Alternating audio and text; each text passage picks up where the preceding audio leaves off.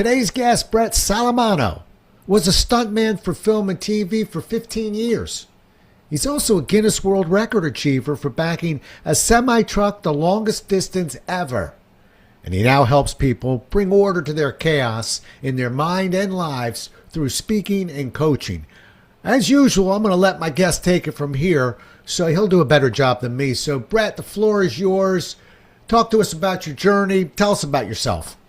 Hey, Rob. Thanks for having me. I appreciate it. You might hear first and foremost, I've got a bit of a funny accent. I was born in Australia and growing up in a small country town, there wasn't much to do other than ride push bikes and swim in the lake and swing Tarzan swings around and watch movies. And there's an interesting interaction there, that interesting collection of all that turned me into basically becoming a stuntman in the film industry in Australia for a few years.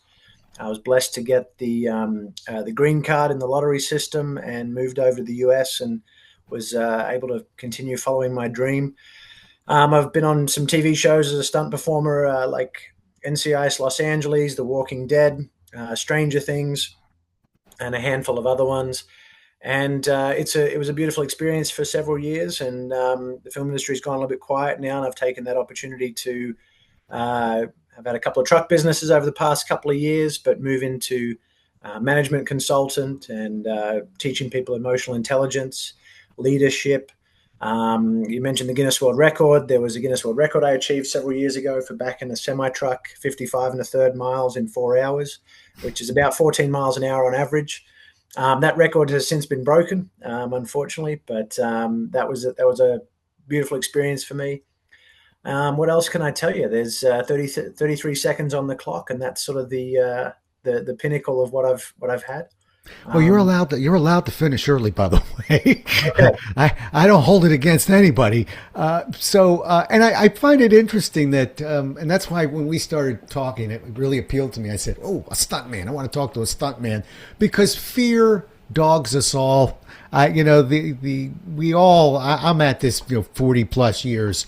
I'm not sure about the word fear, but anxiousness. There's certain words I'll use and it's to replace it. So, do you still get scared yourself? Or did you even get scared? Is that the wrong word for you when you had to do a stunt? It's interesting, and I'm glad you bring that up about the difference between fear and anxiety, and there's lots of nuances there. And I think at the end of the day, what we're talking about, whatever the label is, it's a strong emotional or sensory feeling that we have internally that calls us forth into the present moment to say, whoa, something's up here, or maybe I shouldn't be doing that. We can talk more about picking that apart and analyzing that, but I believe that every emotion that we have is kind of like a dashboard on our car. And I use a lot of vehicle metaphors, being a stunt driver and a vehicle business owner. In a vehicle, you want to be looking at your dashboard, keeping an eye on what the fuel's doing and stuff. And as the gauges move and as the lights come on, that's telling us something. Hey, it's time to get fuel, brother. You need to figure that out pretty quick. Otherwise, you're going to be stuck on the side of the road. So a lot of these other emotions like fear, anxiety, I still feel them, but I believe it's up to me to react and respond in different ways. Now, I may or may not feel fear before getting set on fire or driving a truck or something like that, but there's nuances to it, and I need to listen and feel what's going on. And sometimes, look, it's part of it. I've heard of a lot of very successful actors, people that have been knighted. They're so famous, They say that every time they go on stage or in front of the camera, they still feel so nauseous that they're actually going to throw up. And some of them even do still, which just blows my mind that you could do it for 50, 60 plus years and still feel it. But that's their process, Yeah. Yeah. The Carol Burnett was a classic. I don't know if you remember Carol Burnett, but, long time Carol Burnett show, comedian, etc. She was one of those people that was very out front about the fact that she would get very nauseous to the event of getting sick before almost every performance. I would think, and we're going to cross into the speaking side, which you've crossed into, but I would think as a stuntman, you'd want to have, and like I said, we'll use the right words with you, but you want to have something firing off in your belly to stay focused. I don't know if I want to be backing that truck up and listening to music and not knowing that there's some fear involved here. I could jackknife this thing. Yeah, yeah, absolutely. Speaking specifically to the world record, that was always one of my concerns, because I'm backing this thing around a parking lot. It's a huge parking lot, but at 14 miles an hour in a 53-foot trailer, you can cover a lot of ground very quickly. And it's not like driving forwards where you might wander off the line a little bit. I had my lines and my marks that I was trying to keep to. If I wandered too far, I'm pretty good at backing, but there's a certain point where you back something and you've jackknifed it, as you say. So that was always a concern. And that kept me present for those 4 hours. It was 162 laps of this parking lot, third of a mile each lap. And I'm just constantly going around and, okay, this is what I'm focusing on. This is what I'm focusing on, every step of the way. And so I was listening to music actually to keep myself casual and in the zone. I had a good buddy next to me who was sort of, moving things around and changing batteries or whatever we needed to do, because we had some walkie talkies and cameras and things. But yeah, I'm going from the next thing to the next thing. I'm trying to keep myself as focused Right. as much as possible. I'm not worried about 2 hours down the track, or did I worry about that? I had a process built up beforehand, a checklist to get me in the truck, and then just some things to focus on when I was in the truck. Yeah. And those kind of checklists and that dashboard can bring you back into that present moment. Absolutely. Yeah, and again, it's that preparation. But yeah, I remember I took I spoke about this before, but I want to talk to you about it fast. Uh, I took this Segway tour.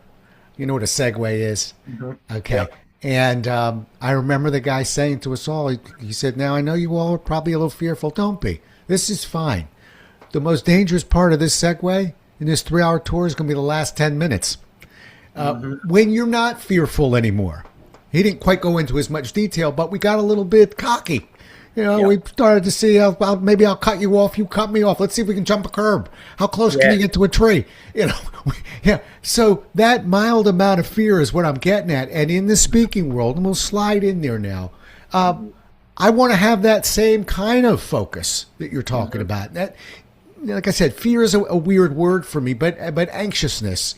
I want to be anxious because I don't want to be flat. I don't want to make mistakes. How about you you're transitioning to the stage now? Okay, is it a similar kind of fear? Are you feeling something a little bit different? How would you compare the two? Yeah, I think the word you might be looking for, not to put words in your mouth because it's a very specific experience, but apprehension is perhaps a Good. better word to slip in amongst these other things. And whether it's a world record or you wanting to do a good job on stage, you want to be a bit apprehensive. You want to be curious. You want to be poised and present and ready. And stage is an interesting one, as you would know, because you do a lot of rehearsal and preparation and you have your keynote and you've prepared it. I'm never really a word for word kind of guy, for better or worse. But you have your preparation, your stories and your bits. And then you could get on stage and the audience is flat, or they're expecting something different, or they say, "Hey, can you speak for half an hour instead of 45 minutes?" And all of a sudden, you've got to say, "What do I need to do?" And the Right. film industry is very much the same. You have this idea that you've rehearsed. They say, "Oh, we haven't got time for that. Just do this instead." And so you have to think on your feet, and you have to know what's valuable and what's not, what's going to bring the most value, and also what's going to, in the film industry, keep you safe, but also what's going to be the most value for the audience if you're speaking. So it's about. I mean, I talk about this when I talk about stunts and business ownership, but maximum impact to minimum risk, minimum cost. In public speaking, it's very similar as well. Maximum impact, but you got to read the room. You got to Right. get the audience there because the audience might be flat. They might have just come off lunch. They might be the last thing before the end of the day. So, how can you stay present? How can you stay a little bit curious, apprehensive, reading the room? I talk about it like being a conductor as a public speaker. You see some people, you might want to bring them in, uh, just get their focus a little bit more, reach out to those guys specifically, and kind of play this uh, orchestra a little bit, and use the audience like an orchestra. And that's what you have to do. You have to be really present. And being a stunt man, it's the same thing. Okay, we've done this 3 times, but it might be different. So you got to be reading the room every time as well. And I think presence can solve a lot of fear. Yeah. As feelings come up, you say, "Oh, hang on a sec. I should be okay right now, but I'm getting this little intuitive ping." Everyone has this different gut feel, this intuitive ping. Stuntman, spidey sense. Maybe I'll just check that truck one more time. Maybe I'll just double check some things here and there. And it's just about being in the present moment and going through your checklist, but also being a little bit flexible Yeah. to ride the moment. Yeah, I think, what people don't realize is that many presentations, keynotes, workshops, you can be as prepared as you want. And congratulations, you've already figured out one of the most important rules of this whole business is you don't want a script. You don't want, you really need to back that thing down and just trust yourself.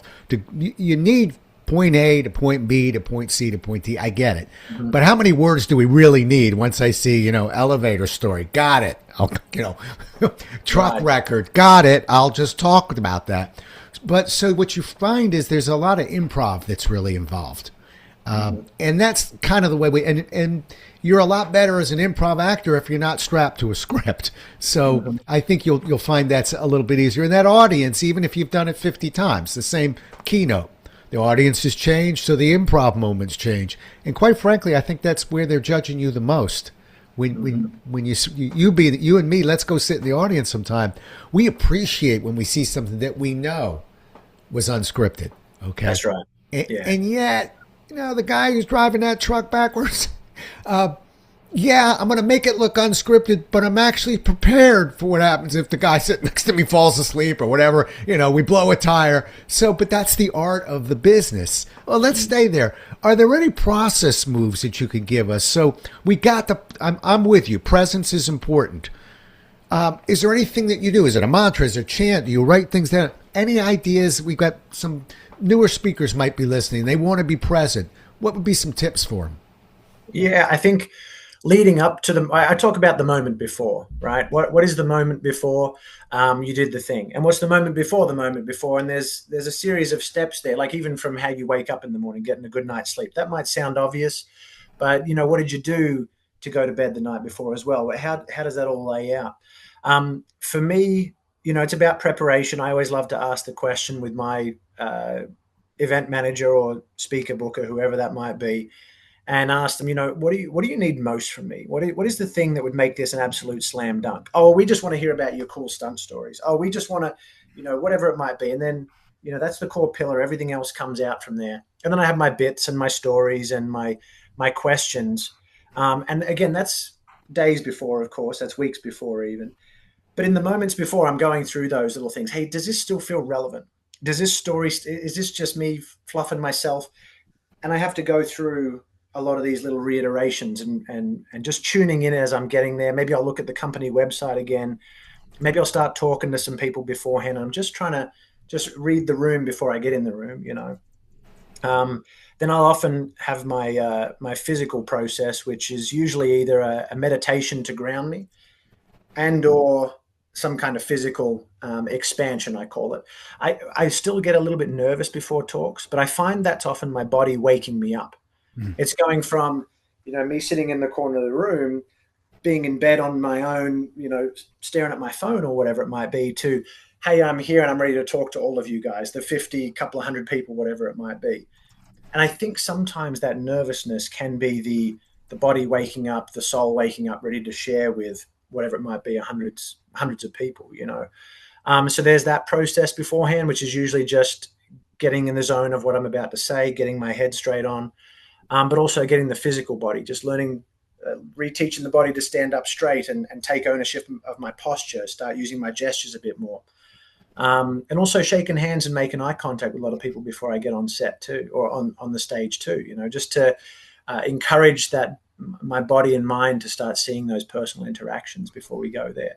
So there's all these little things to start waking my body up beforehand and just remind it, or having listened to it, remind me that this is what I'm about to do.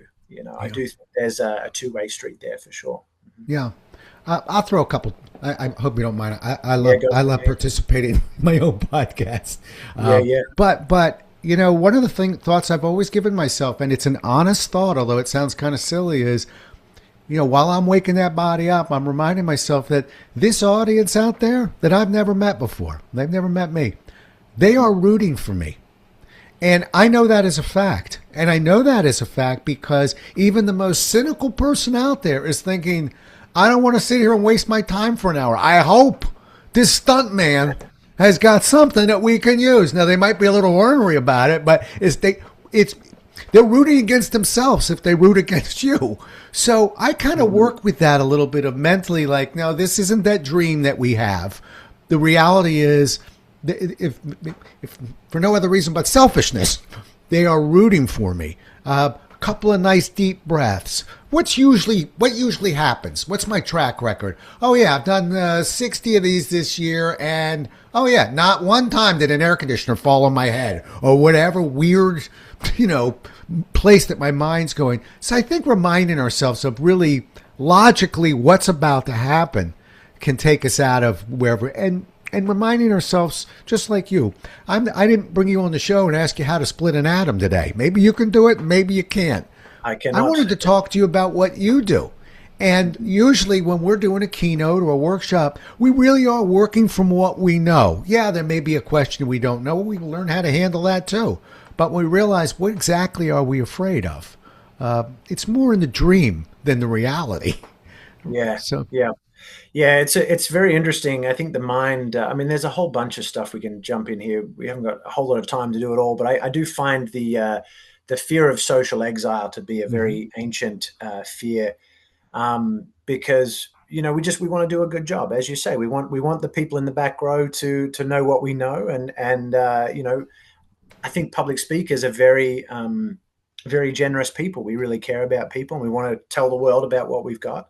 And we care about people's reactions, but sometimes a little too much, and that can get in the way. And we have to be willing to let a couple of people tell us that we weren't that good because it just didn't land for them, or whatever it might be. But we have to get in there and give it a go, because we know there's going to be at least one person in the audience, 5, 10, 50 people that think we're amazing, and we really spoke to them.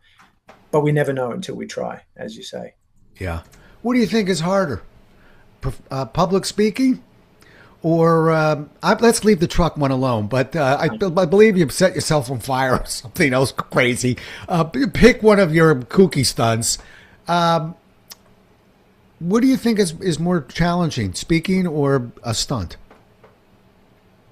I know it's kind of apples and oranges, so it's almost not a fair question, but wrestle with it anyhow. Let's see what you got. It's a good question. It's an interesting question for sure. I think, look, public speaking, if you were given an audience and they say, hey, Rob, can you just entertain these guys for 5 minutes or whatever? Hey, Rob, that story, can you tell that story? You could, with a little bit of, hey, who are these people and what do they need? Just one question. You could jump up and riff something for a little bit, I'm sure. Most good public speakers could. In fact, all good public speakers could, I think. With stunts, it's a little bit different because you don't know how it's going to get edited, what the vision is. Maybe you don't have the script. You're just told that here's the fight scene and whatever else. So when you get on set, you don't always have that information, and you really have to bring everything together as much as you can. As a public speaker, when you get in front of that room, you feel that room immediately. And if you know what the invitation is, you can then speak to that. I can talk about my awesomeness as a stuntman, the mindfulness that it took for me to be a stuntman, and make it relatable, the public speaking, the business ownership or whatever. I can bring those aspects in with that small invitation. But I think with stunts, I'm not always clear. It's sometimes, hey, go over here and we need you to fall down. Yeah. And I was like, okay, well, I can fall down, but I have to read the room in a different way, which I think is a little bit more of a challenge to get right. Yeah. Good. Glad you said it. First of all, there's the that old survey that really is almost kind of a wives' tale at this point, that public speaking is the number one fear. It's more, people fear it more than death itself, drowning, snakes. Absolutely not true. That sort of just came out maybe in the 50s or 60s. I don't know where that thing has been dragged around, but it's really not true. And I ask you the question because as a speaker, I would think, the stunts would be a little bit more dangerous for me or fearful, because we have, in public speaking, professional speaking, we have a get out of jail free card. Okay. And the get out of jail free card really is energy and enthusiasm. You can get up there and botch this, don't have that, forgot that. Of course, be intelligent. You don't have to tell people all the mistakes you're making, but it can be going sideways for you. But if you're hustling and you're paying attention to that audience and being empathetic and walking amongst them and just making it up with as much energy and enthusiasm, you can survive. But Mhm. I'm thinking of your world as a stuntman. Well, I don't know about that, but I'm very energetic, enthusiastic. You'd be in the corner laughing at me, going, "That ain't going to help you up here right now." Yeah, yeah. So I don't know. I feel maybe it's also that I've been in my area for a long time, but I feel safer on the speaking side than where you were. That's me. Absolutely. No, I mean, it's all relative, everyone, I think we all know somebody who would say, well, I could never do that job. Yeah. And it's interesting because when I'm in a room with other people and, we're at a party or so, oh, what do you do? Well, I used to be a stuntman. Now I'm a public speaker. Oh, tell me about being a stuntman. I'm like, well, I kind of want to hear about you, but everyone wants to hear about the stuntman because it's interesting and unique. And that just comes with the territory of being exotic and whatever else. But I do think we all have this sort of upward and downward envy for everybody else. Other people have it easier or harder. I could never do that, but they felt naturally inclined to do that, and they learned it, and they've overcome their processes, whatever that job might be. And I think it is a two-way street in all regards in that way. I do find it interesting, as you say, about the public speaking is the number one fear. I'm sure that was a study or a statistic at some point, and then speaker trainers have latched onto that and kept it going for the Drag last it around like an old 20 sock. years. Yeah. Yeah, but I do think the fear is a very ancient fear that comes from social exile for sure, because we don't want to say the wrong things to the wrong people and you know, back then get kicked out of the tribe. Nowadays it's social exile. Or nowadays it's cancel culture. Back then it was social exile. So yeah. Yeah. Did you ever have a moment? And I promise I'm going to keep transitioning you back to speaking, particularly since I just heard you say everybody wants to talk about the stunts. You've transitioned yourself, but I just think there's a very interesting connection because many people, not necessarily a grizzled vet professional speaker, but the person who works in the HR department who's got to speak at the year-end meeting once a year, they're just shaking in their shoes. That's why I'm trying to tie the two together. Was there a moment for you where fear almost got the best out of you? And what snapped you back into control when it did? Because we're going to learn from that on the speaking side when what comes next. Hmm. Yeah, I'm thinking. I mean, I lump all of the fear, and we're talking about fear in a general term here. I lump Yeah. all those emotions in together, but they are very nuanced, and I think they'll tell you certain things. Some of those could be, hey, let me just get out the truck and check something. Let me just double check that one more time, or let me ask a dumb question here. Um, and other times it's no, no, no, no, we're not going to do that. And I think that can be helpful as well.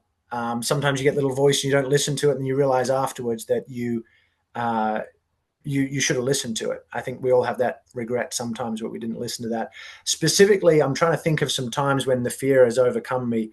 I know I did a talk. Actually, I'll share this example, and it's not stunts necessarily, Mm-hmm. but public speaking. There was a talk I gave a few months ago, and I'd traveled a long way to get there geographically on the plane, and I'm giving myself plenty of prep time to land and get grounded and everything.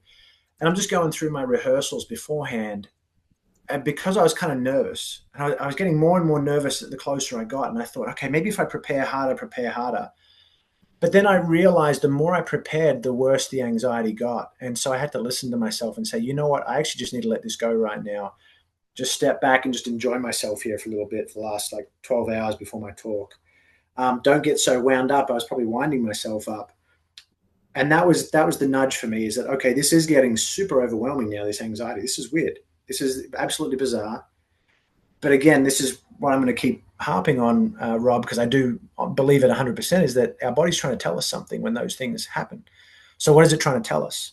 Um, we have to learn and listen and piece it all together. And it does change. Sometimes that anxiety might mean, hey, don't do this. Or that anxiety might mean, hey, no, you need to do it, but you need to step up and get into the moment and be bigger and stronger. Have some more fun with it, or be more serious. And it can move. So we have to listen. And that was an interesting one for me, because I thought I knew what my limited, or that narrow band of anxiety meant, but it actually meant something else to me in the moment. Yeah. Yeah. Well, I'm going to validate something for you, and I don't think most people know this, and I sort of thought it was just me until I started talking to some other speakers. Whenever I go out of the country, the further I travel, the more anxious I get. It has nothing to do with the traveling. I just feel like, wow, they flew me all the way over here to, to Malaysia. I better be good. Yeah. When I'm in Topeka, Kansas, love the place, but I'm not quite as anxious. I Yeah. didn't come quite as far. So I think it's one of these sort of unconscious kind of things that we're not really aware of. It's that one, and then sometimes it'll happen where the numbers will just change a little bit, and it'll be a very big paying gig for you. Just big, and that's when you also have to sort of talk to yourself and go, my dad, the Lee Jowls method, that audience puts their pants on one leg at a time. Same as you, but you have to sort of talk yourself. I think it's distance and sometimes it's pay. And they shouldn't matter, but tell that to your brain. That's right. Yeah. Or the other thing is, like, all of a sudden it's this speaking gig, and there are certain persons in the audience, or it's for Yep. that organization or whatever. And you say, oh, that my TED talk is finally happening, or it could even be that you're speaking to your mother's church group or something like that. And it's just, you put the pressure on yourself because you're speaking in front of your mother's church group, Right. and it is very fascinating about when all that stuff comes up. Yeah. Yeah. And, the funny thing is, I wrote an article about this one time. I've actually don't mind when people go, now listen, the president of the such and such is over in that left corner, and this is really important to us. Sometimes that's actually helpful because remember, the only thing we have to fear is not having any fear. Okay. Well, you're not hurting me. You're not upsetting me when you tell me there's a lot riding on this. Believe me, before I walked in, there was a lot riding on this. The fact that the CEO's there and this is that I think if we talk to our brains properly, that ought to just make our performance just a little sweeter, a little bit better. But it's not going to add any anxiety to it. It shouldn't. It's just going to remind you that why can't we pretend that every time we're speaking, we're traveling far, being paid more than we usually get, and the CEO's in the corner. I know one thing, Brett, you and I will not be flat that day. And that's really what dogs every presentation is. Will this be the flat one? Yeah. Yeah. Right? Got a That's flat right. audience. I got, I don't have a lot riding on it. That's when I'm looking for something to get me anxious. Yeah. Yeah. And you never know what people are going to respond with anyway. You could do your worst talk of your life and they think you're the best, and you could do the best talk of your life and they think, well, we just wanted more of this and more of that. And that's why I really like to make it tangible, because it can be very subjective what we Yeah. do. Yeah. They expect you to be something, or they think you're going to be exactly like Tony Robbins because that's the image they have. And that's why I try and boil it down to, what are you actually hoping for here? Just let me ask that question again. Is there anything else you need right now? Also asking the question sincerely and listening, like, hey, so, how's the past week been for you guys? Because sometimes they'll say, oh, a couple of people got fired recently that were really big. It's like, all right, I better treat that subject a bit more sensitively, to the wins and losses that we've most recently had. Bringing yourself back into the present moment with as much of that stuff as possible, and just doing your thing is super key, I think. Yeah. Yeah. That's why, I'll keep pumping it back to when the audience sees effort, it matters. One of the greatest things for me, and I try, because, I can't run on stage. There's no running.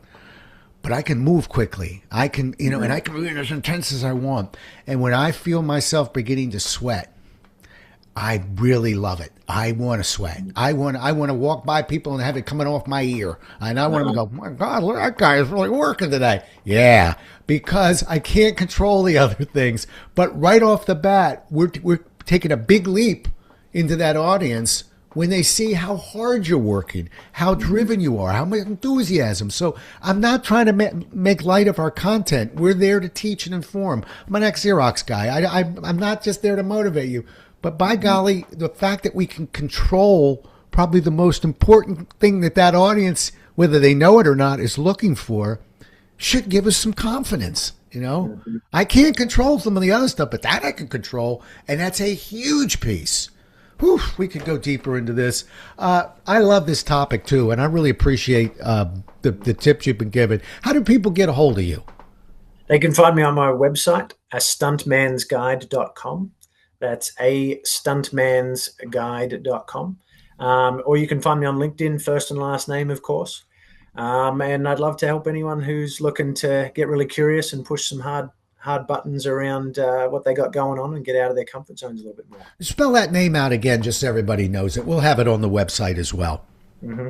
A Stuntman's Guide. So that's Oh, no, you don't have to spell that. It's your name I want you to spell. Oh, okay. Yeah, Stuntman they can spell. Solomano. Yeah. Solomano.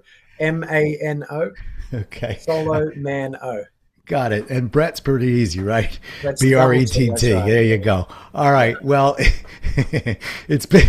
I like that. You're gonna. Okay. It's been a pleasure. I got to tell you, Brett and I kind of bumped into each other on LinkedIn. Hooray for LinkedIn again! And I was really looking forward to getting an opportunity to hear from you because we need this topic. You think about it as any speaker. We want to have a little, not too much, but boy, you come to peace with anxiety. You come to peace with fear. And what else is there really holding you back at that point other than great content and go give them everything you got? So you did a great job. I really appreciate you being on the show. Thank you. Thanks for having me, Rob. Appreciate it. You bet. And we'll do it again as well as we can next time, everybody. Until then, stay safe. Thanks so much for listening. If you enjoyed today's show, please follow, rate, and review on Apple, Spotify, or wherever you listen. For more resources and to connect with Rob, visit thepresentationwhisperer.com.